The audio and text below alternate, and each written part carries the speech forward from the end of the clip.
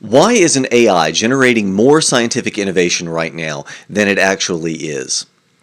I was listening to a couple of computer scientists muse on this recently and thinking, okay, well, I don't understand why it is that it's not as creative as your average person.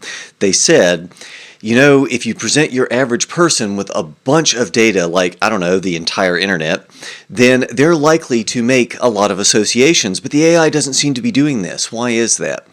And it occurred to me that something that I thought was obvious was not in fact all that obvious, and it's often overlooked, and especially if you're not familiar with philosophical history.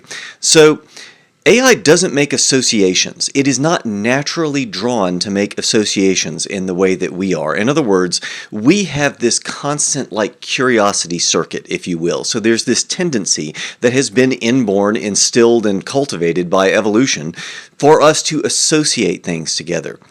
And we are constantly looking for patterns in the world. We are constantly looking for things of significance that have significance to us, either bad or good, for either eustress or distress. In other words, things that I can eat or things that are going to eat me. We're very concerned about that, right? But more generally, things that I can use, and that things that can use me, and how is it that I can think of using those things? And we're constantly working at this. But the reason that we are constantly working at making those sorts of associations is because we are evolved to do so. AI is not under any pressure to be evolved to actually have that kind of association and that kind of tendency. And so there's nothing of that kind going on. Now, if you ask it to do these things, then it will happily oblige and look for connections and things and find, higher order patterns, and it's pretty amazing and insightful. But you have to ask. I think that's confounding to a lot of human observers in this space, where we just kind of assume, okay, well, you put all of these things together, it's already trying to learn patterns, why isn't it naturally looking for more of these patterns? Well, it's because that tendency to look for associations is something that had to evolve under pressure. Now, William James actually has a passage on this that I think is most instructive.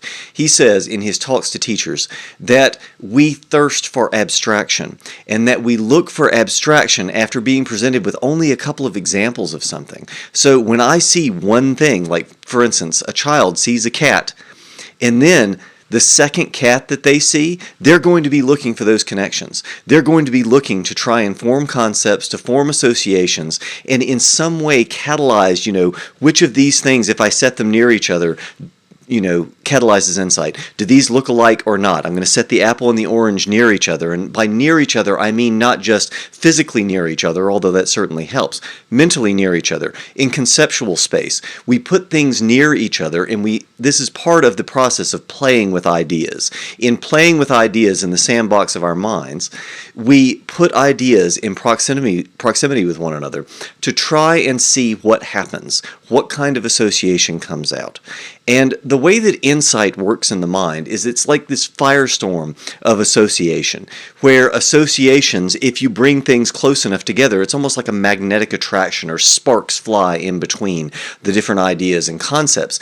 And this happens for us simply by putting ourselves in the right environment to be able to have these kinds of ideas. So if I want someone to have a advance in terms of their mathematical understanding, and advance in terms of noticing something in biology, or certainly closer to home for me, an advance in noticing that, hey, these two mids are actually very similar, then all we have to do is something along the lines of what Sir James Frazer did in The Golden Bough. All we have to do is take two mids that are obviously very similar to one another and put them side by side.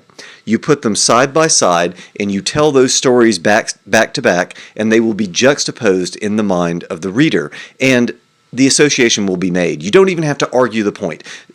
Frazer doesn't even have to say, hey, these are similar. He doesn't have to say, why are all these mids coming from the same place? Why are they the same kind of story? He doesn't have to make that argument. All he has to do is put similar things next to each other, and we naturally are inclined to pursue that kind of abstraction, thirsting for that abstraction, to make those associations and notice the similarity very, very quickly, because we're constantly looking for this kind of thing. And so I think that may help in terms of, here is a human ability that evolved for a specific set of circumstances and reasons. And so it's something that doesn't just happen when you put bits of information next to each other. There is actually an evolutionary purpose for this kind of thing that the AI just doesn't have. And because it doesn't have it, you have to spur it on. You have to try and catalyze it in certain ways. Now, it's an open question then. What happens if we do try and catalyze it? What happens if you present it with information and you ask at the same time for it to have that same kind of very volatile curiosity in bringing associations together, asking, is there any kind of insight that you can glean from this? What patterns do you see? And all of the full gamut of things that we just take for granted because we don't have to think about it. We're just kind of given that tendency, that set of tendencies biologically. But the AI has to be prompted to do so. Could it do more original science? Would that work better with theorem proving? Maybe. It couldn't hurt.